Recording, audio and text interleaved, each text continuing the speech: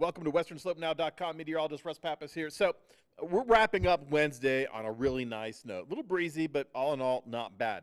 Extra cloud coverage into Thursday morning pretty much guarantees we will not be seeing freezing temperatures. In fact, we're going to experience a warm-up, mid-30s at Montrose, low 40s at Grand Junction. We're supposed to be mid-30s at Grand Junction, lower 30s at Montrose. So, yeah, there's a bit of a warm-up there, and we could thank that blanket of clouds. But getting into Thursday, we do have an approaching front, another dry front. It will reintroduce some cooler temperatures, not cold, some cooler temperatures, and it's going to kick up our wind speeds. Red flag warnings for pretty much the entire western slope. There's a couple of exceptions, but the majority of the western slope will fall under a red flag warning from noon Thursday until 9 p.m. Thursday. And the expectation is 10 to 25, and then wind gusts up to 35, and a few isolated spots stronger than 35-mile-per-hour wind gusts.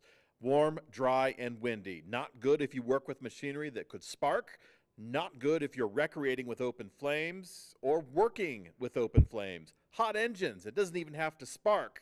You could be recreating with your ORV with a hot engine plate over dry grass. Not a good combination. Under these conditions, late Thursday afternoon, any ignition could quickly spread out of control, threatening lives and property.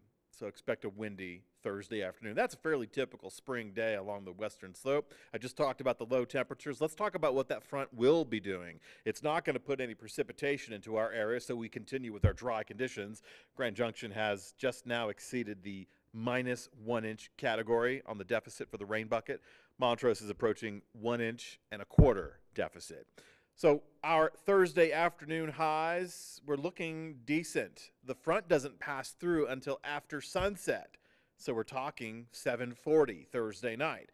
When that front passes through, the winds will lighten up, but we will already have achieved a warmer than average day. We're supposed to be in the lower 60s. None of us will be there unless you're in the higher elevations, but still, that's warmer than is typical for this time of the year. So mid-70s and 70-degree readings on the board.